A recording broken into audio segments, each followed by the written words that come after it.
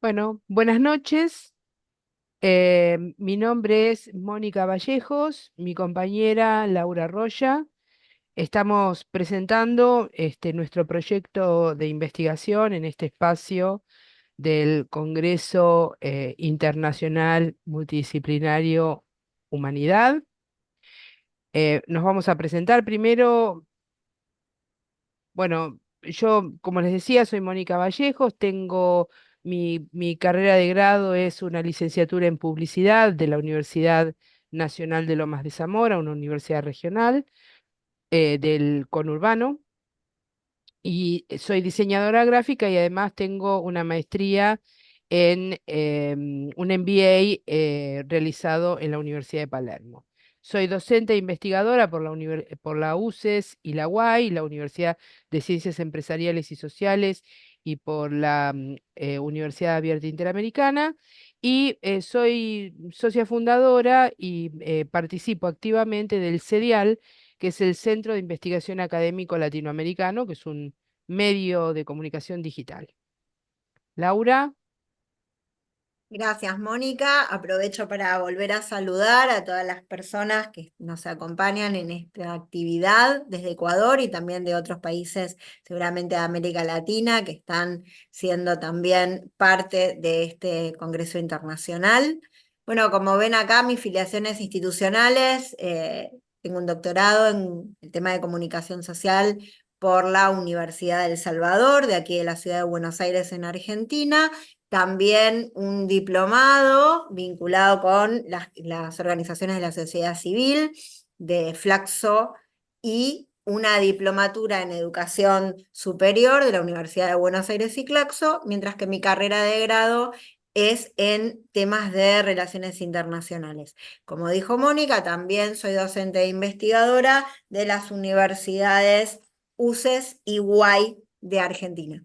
Un gusto estar compartiendo este espacio. sí, yo no sé si saludé bien, pero bueno, son los nervios. A veces me olvido de algunas cosas. Bueno, nuestra agenda, ¿qué vamos a proponer hoy? Bueno, tenemos la pregunta un par de preguntas de investigación, los antecedentes, aportes de trabajos que hemos hecho previamente sobre el tema, mapeo de emprendimientos digitales en Latinoamérica y en Argentina. Vamos a hacer mención a las experiencias más destacadas, que son las que de alguna manera nos ayudaron a pensar, ¿no? Esta nueva investigación, los supuestos teóricos y la metodología que vamos a emplear. Bueno, nuestra pregunta de investigación la anticipamos. Hemos visto la aparición de muchos nuevos medios y particularmente medios digitales, y lo que queremos evaluar es cómo se vinculan con el ecosistema emprendedor, particularmente con uno de los elementos centrales del ecosistema, que son las universidades, porque nosotros venimos trabajando el tema de universidad y emprendimiento. Bueno, evaluar si se tratan de proyectos emprendedores y cuáles son sus características, ¿no? Y cómo se vinculan, en qué medida, digamos, la universidad ha aportado, ha hecho aportes significativos para que se pudiera desarrollar. Por supuesto, también, bueno, lo vamos a ampliar después, estamos interesadas en la permanencia del proyecto, ¿no? Es decir, no solamente su apertura, sino la permanencia. Y vamos a tomar como serie temporal la aparición de la revista Anfibia, que es una revista digital que está diseñada por una universidad. Después vamos a dar más detalles a partir del 2012. Por supuesto, a partir de allí aparecieron muchas experiencias, ¿no? Bueno, nuestro punto de partida. Bueno, entendemos que la universidad es un elemento estratégico para el desarrollo emprendedor por todo el aporte que puede hacer a la formación, digamos, de emprendedores, y también todo lo que tiene que ver con el apoyo, digamos, para el desarrollo del proceso emprendedor. En Argentina, bueno, la participación de las universidades es diversa, dinámica. Lo que sí podemos afirmar es que está en crecimiento, tanto las instituciones públicas de gestión estatal como de gestión privada tienen oferta emprendedora. Después vamos a hablar de algunos aspectos que trabajamos en las investigaciones anteriores. Hay un porcentaje elevado que menciona tener centros de emprendimiento, pero lo que de alguna manera nos llevó a trabajar en esta temática fue justamente que no hay un registro sistemático. Por eso nosotros venimos desarrollando desde, ayúdame Laura, pero desde el 2018, ¿no es cierto? Sí, Desde el 2018, distintos tipos de investigaciones vinculadas con este ecosistema y con el trabajo puntualmente universitario. Bueno, la comunicación es un punto, consideramos que es un punto esencial. De hecho, fue tema de una de nuestras investigaciones para vincular a la universidad con la comunidad y con los demás elementos del ecosistema. Bueno, sacamos algunas conclusiones generales de todas nuestras investigaciones.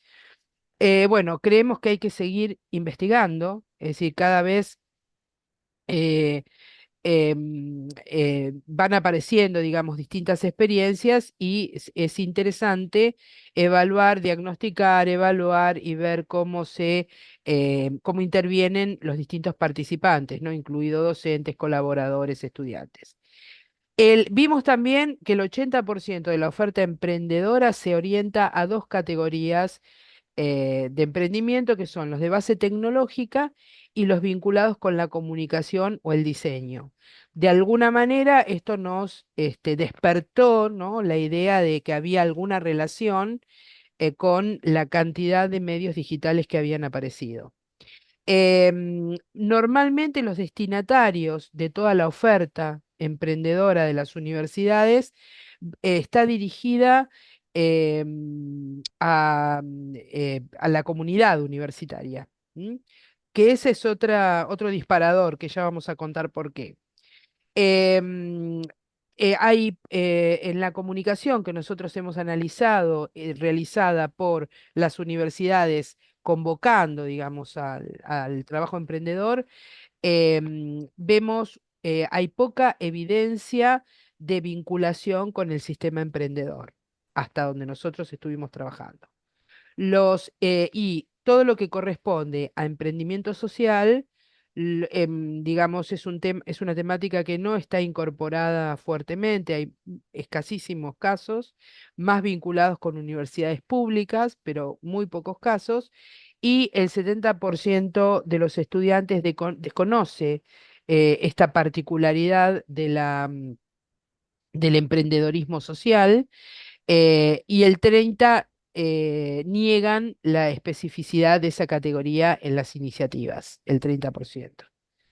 Bueno, hicimos también, como resultado de varias de nuestras investigaciones, tratamos de evaluar cuál es el uso de lenguaje técnico que aplican para ver esos emprendimientos en qué medida, ¿no? Desde la universidad, en qué medida encajan con lo que se espera de un proyecto emprendedor. Y sí, acá están las palabras innovación, fundamentalmente, vinculación, emprendedor y ecosistema. Lo cual, es decir, quiero aclarar que son palabras que aparecen en lo discursivo, pero que no tenemos resultados definitivos sobre que realmente estén funcionando.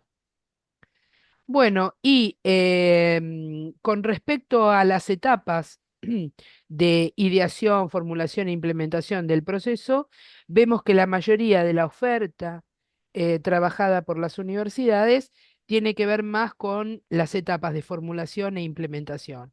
O sea, hacen asistencia, consultoría, como se ve en la nube acá de la derecha, asistencia, consultoría y asistencia técnica, y algunos planes de negocios en menor medida. Pero hay más trabajo de formación, ¿no?, en temas del proceso que en resultados definitivos, efectivos, ¿no? Que se vean como resultados del trabajo en la sociedad. Bueno, Laura, no sé si quieres seguir con esta parte, el mapeo que hicimos. perfecto. Bueno, la síntesis que les mostraba Mónica respecto de nuestras investigaciones previas en la temática emprendedora, vieron que nos llevaron a explorar justamente el trabajo que hacían las universidades en términos de las temáticas de comunicación y diseño, y a partir de ahí nos interpelábamos sobre algunos trabajos de distintos investigadores e investigadoras que trataban de ubicar a Latinoamérica como región en este, digamos, este desarrollo tecnológico y también de consumos sociales que había dado por resultado estos nuevos emprendimientos digitales. Autores como un argentino llamado Martín Becerra y otros se interpelan sobre que en este auge de la digitalización de las comunicaciones y las oportunidades, de alguna manera la región mantiene como un cierto nivel de rezago respecto de la producción de contenidos digitales en general, y a la hora de ver medios nosotros encontramos una comunidad llamada Sembra Media, que en realidad surge de la colaboración entre un gigante global como es Google, con algunas instancias locales a nivel regional que agrupan comunicadores que vienen a veces de los medios tradicionales y algunas instituciones académicas, y este registro lo que nos muestra, como ven, es la cantidad de medios que se registraron voluntariamente en este mapeo, que en general han tenido que ver con quienes han accedido a algún tipo de financiamiento o instancia formativa vinculada con esta red que es la mayor de la región. Cuando vemos acá, Argentina lidera cómoda este grupo de países a nivel regional que están desarrollando justamente una actividad de emprendimiento en medios digitales. Si pasamos a la que viene, acá en esta caracterización hay dos elementos que queríamos marcar.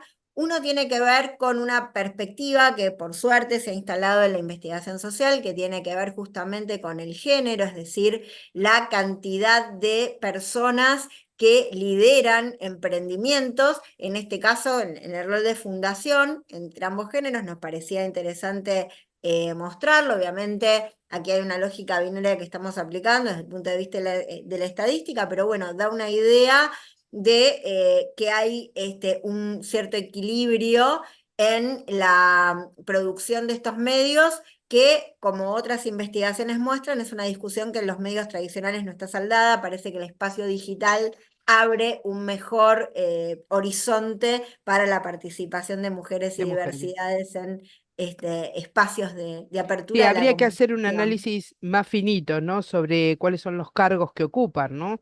Si Sí, claro. dirigen, si conducen.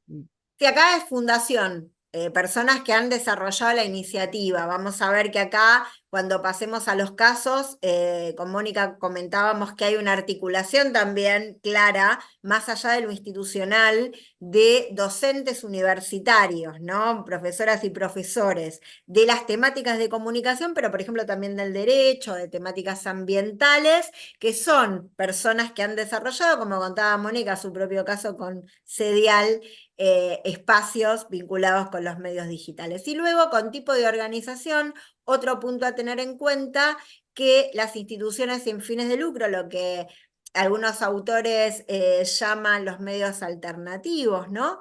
Tiene casi un 40% de presencia. Bueno, y vamos con el otro. ¿Sí? Y acá la cuestión clave que también convoca parte de las investigaciones en términos de oportunidades, ¿no? Esta mirada más optimista respecto de muchas de las escuelas de negocio de la región y de las facultades de comunicación que están pensando salidas laborales alternativas para las personas que desarrollan los tractos formativos de comunicación, de diseño y demás, donde se habla de cómo se gestionan y financian estos emprendimientos, ¿no? El componente de recursos. Y como vemos acá, el tema de el esquema tradicional de venta de publicidad parece ser uno de los aspectos que obviamente sigue liderando, pero hay otros como esto de el fondeo a partir de la cooperación internacional o fuentes, digamos, locales que apoyan temáticas de comunicación inclusiva.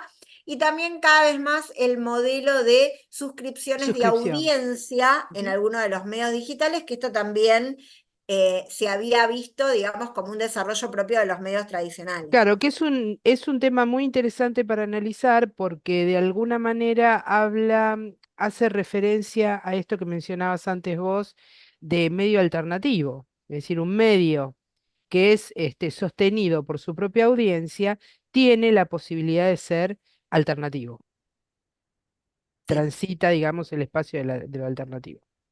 Bueno, Aquí, gracias, Moni. Pasemos al que sigue. sí, Un comentario breve respecto de esta temática de lo alternativo en comunicación, es decir, la posibilidad de hacer oír otras voces, de no estar vinculado con lo que llamaríamos intereses de los grupos predominantes, o como se dice en algunas investigaciones sobre la región de las élites, o los grupos concentrados en términos grupos del poder concentrados, sí. económico.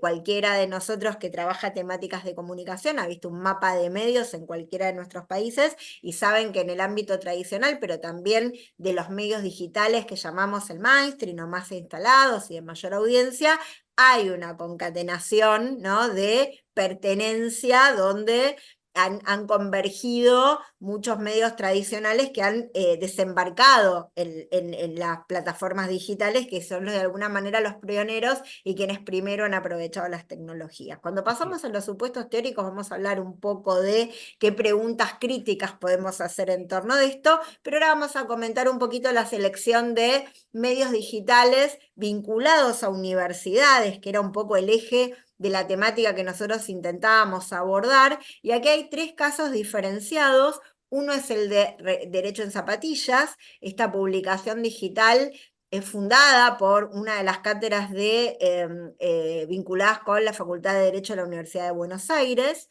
que tiene obviamente una orientación a contenido legal. Luego la revista Anfibia, que ya mencionamos, que habla de producciones tanto de ficción, perdón, de no ficción, como de investigaciones en Es temáticas cultural, periodísticas. es cultural Exacto. en un sentido amplio, digamos, ¿no? Sí, sí. Un concepto amplio de la cultura, y depende de la Universidad de San Martín.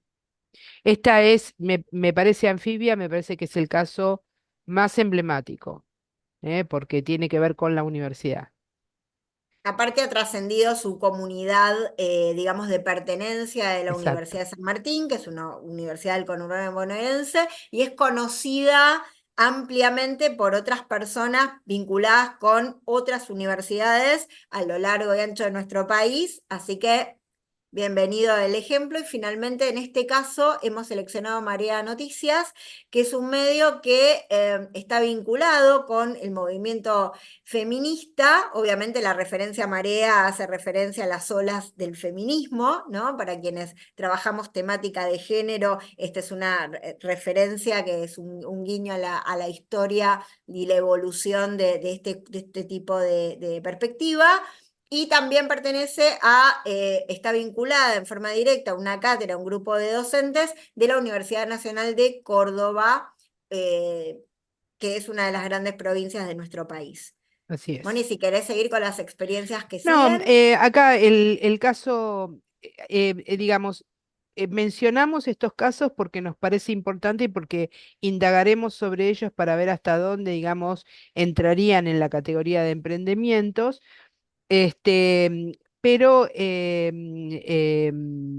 no están vinculadas con universidades. Es el caso de Chequeado, que, bueno, ahí está la referencia más, el desarrollo histórico, ¿no? Desde el 2010 empiezan a aparecer con más fuerza estas experiencias, que trabaja sobre la verificación del discurso público, ¿no? Es decir, los discursos que se van produciendo en la sociedad, ellos verifican si son verdaderos o no, con argumentación sólida, ¿no? Van analizando los sucesos, cómo se fueron dando y a partir de allí hacen una conclusión.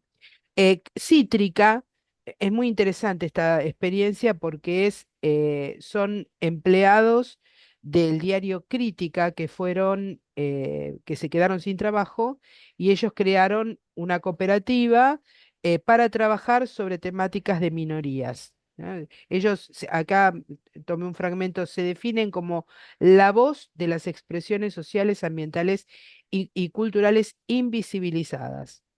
Otra es LATFEN, otro proyecto que tiene que ver con el mundo de la mujer, perspectiva tiene una perspectiva eco y transfeminista interseccional. Está muy vinculada con el movimiento de Ni Una Menos, que fue un poco el disparador, el Ni Una Menos.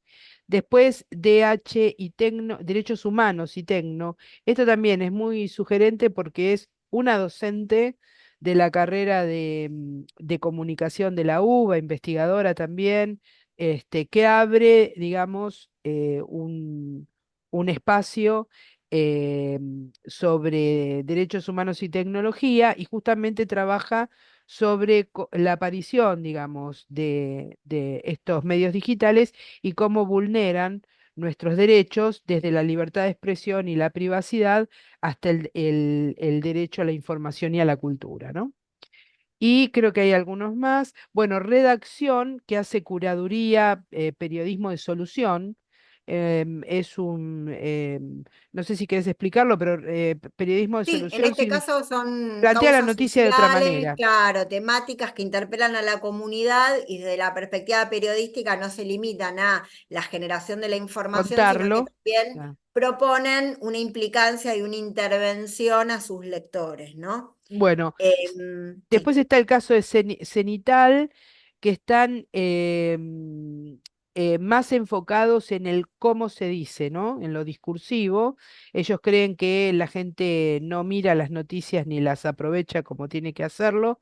Por lo tanto, quieren un periodismo más limpio, menos ruidoso. No están tan interesados, dicen ellos, en la cantidad de clics, sino en la posibilidad de que la gente lea la noticia en forma efectiva. Y después Diario AR, que es un subproducto de diario.es, digamos, tiene su referencia en España, que se lanzó en plena pandemia. Un grupo de periodistas toman la decisión de llevar adelante este proyecto de periodismo. Ellos hablan periodismo de calidad. Es decir, hacen un formato tradicional, pero tratando de buscar, de intensificar el concepto de calidad de la noticia. Bueno, em, bueno, te dejo a vos. Supuestos teóricos, ¿Qué Laura. hacemos? Entonces, respecto a los supuestos que nos llevaron digamos, organizar nuestras conversaciones, tenemos dos textos con esto que hablamos antes de el financiamiento, ¿no? Y cómo hay una lógica, obviamente, de producción vinculado con elementos económicos y también con la emergencia de las tecnologías que nos permite leer de una manera más crítica estas experiencias. Algunas de ellas dan cuenta de esta mirada, de esta criticidad y de interpelar los procesos en los cuales se da la generación de contenidos. Y también esta cuestión de la competencia entre medios que es interesante abordar. Por eso también el otro punto es que además de nuestra perspectiva basada en un poco la génesis de estos medios y los recursos con que cuentan para sostener sus propuestas, sobre todo cuando son diferenciadas y verdaderamente alternativas en cuanto a su contenido y también su propuesta de lectura, nos encontramos con estas nociones de ciberperiodismo que en realidad tratan de introducir una cierta distinción entre aquellos elementos que sí tienen que ver con el avance de la tecnología y que permiten, digamos, generar plataformas de mayor calidad, velocidad de lectura, capacidad de introducir elementos multimedia y demás, pero también en términos de tiempos sabemos que los primeros medios digitales, propiamente dichos, se generaron, digamos, en los 90, casi paralelos a las primeras tecnologías de Internet.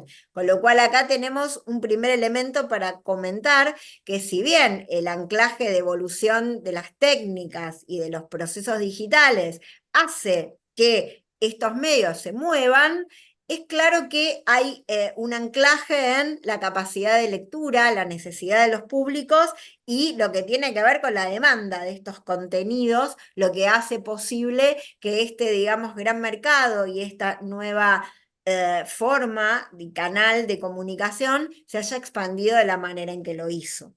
¿Querés pasar a la metodología, Sí, Mónica? vamos a la metodología. Bueno, lo que vamos a intentar, digamos, por supuesto, lo que hemos mencionado es una primera aproximación, ¿no? Un trabajo exploratorio, que es una consecuencia de todo lo que veníamos desarrollando desde antes, ¿no? Nosotros empezamos con el análisis de universidades y los centros de emprendedores. Una vez que definimos, digamos, los distintos tipos de instalaciones y capacidad que tenía cada universidad, empezamos a meternos un poco más en la producción concreta y nos encontramos con un gran escollo porque hay muy poca información y los instrumentos que habíamos elaborado para trabajar, algunos fracasaron, ¿no? Porque no había en realidad una infraestructura armada. Cabe aclarar que nosotros habíamos trabajado puntualmente sobre universidades públicas de gestión privada de la Ciudad de Buenos Aires y del Gran Buenos Aires. Bueno, entonces empezamos a notar, digamos, que los medios, que hay una gran profusión de medios que fueron apareciendo, y lo que nos interesa es ver, bueno, la universidad en qué medida la universidad tuvo que ver con la aparición de esos medios. Es muy significativo que muchas figuras personas que han iniciado los proyectos son docentes universitarios y lo hacen en el marco de repente de su cátedra y de la temática en la que están especializados. Bueno, indagaremos más en profundidad ahí, ¿no? Y sobre todo, que es una de las características de los emprendimientos, es su duración, ¿no? Porque puede haber muchas aperturas, pero ver cómo se produce esa continuidad, si realmente continúan o no. Bueno, ver qué tipo de soporte aplican en cada etapa del proceso. Vamos a tratar de identificar eso, tanto en la etapa de ideación, de formulación como implementación, sobre qué aspecto trabajan más. Hay un dato que me pareció muy significativo en esta búsqueda, ¿no? Que encontré en el Global, en el GEM, Global Entrepreneurship Entrepreneurship, Monitoring. sí, Sí, Monitor, y sobre el caso de Argentina, que sí. hay, bueno, son conocidas nuestras subidas y bajadas en el tema económico, lo cual afecta claramente el ecosistema. em, eh, Como en ciertas etapas, cuando se inician, por ejemplo, nuevos gobiernos, hay como mucho estímulo y mucho deseo y muchas ganas de producir esto, ¿no? Y esto se nota en determinadas décadas, digamos, este gran deseo, pero no hay continuidad. O sea, hay entre un 50 y un 70% en el transcurso de un año y medio, esos proyectos caen. Bueno, acá a lo mejor en el caso de los medios y que con el soporte universitario puede haber, digamos, otras expectativas, ¿no? No sé cómo lo ves, Laura. Sí, Mónica, creo que acá, por eso era interesante algunas cuestiones de la manera en que estamos abordando la temática, por ejemplo, esto de mirar específicamente las formas de financiamiento, cuáles se combinan, si algunas surgen desde el inicio del proyecto y otras se generan después. También ver cómo se comporta este tema del acceso a las tecnologías, ¿no? En la medida que tenemos herramientas disponibles, sabemos que hay, por ejemplo, una profusión de experiencias de formación y de disponibilización de la inteligencia artificial, por ejemplo, pero también la Ujú. pregunta es cómo esto va a afectar empleos y, digamos, la generación de contenidos y los procesos de generación de oportunidades para profesionales en el ámbito del diseño, de la Exacto. comunicación. Entonces, estos Otra desafíos creo que también invitan a la lectura crítica, como crítica, decíamos sí. antes, ¿no? Otra cosa que me parece interesante son las temáticas, ¿no? Lo que estamos viendo es que hay como mucho trabajo sobre un periodismo serio, o si no, sobre temáticas que tienen que ver con La el mundo de perspectiva la de derechos ciencia, humanos, ¿no? Y claro, y el cuestiones mundo de la vinculadas a valores ciencia también. también. Ujú. O Sí. sea, como muy en oposición a lo que se ve normalmente en los medios de comunicación tradicionales, donde se trabaja mucho más sobre esto del esparcimiento, ¿no? Acá, inclusive, Y aquellos... decíamos que estos tienen mucho anclaje en lo que es el consumo de los mayores medios digitales también, ¿no? Por eso la perspectiva alternativa nos parece tan importante a la hora de rescatar el diferencial, como mencionás, respecto de contenidos, formas de lectura que se proponen y recursos que se disponibilizan. Ujú. Bueno, yo, por mi parte, ya terminé. Igual, Igual, queremos bueno, agradecer el espacio, por muchas gracias supuesto. por escucharnos, espero haya interesado. Y seguramente nos volveremos a ver en otras instancias de Congreso, ¿no? Los saludamos. Bueno, te Gracias. saludo Laura también a vos. En esto de la digitalización estamos alejadas. Totalmente. Nos Bueno, despedimos hasta la próxima. hasta la próxima.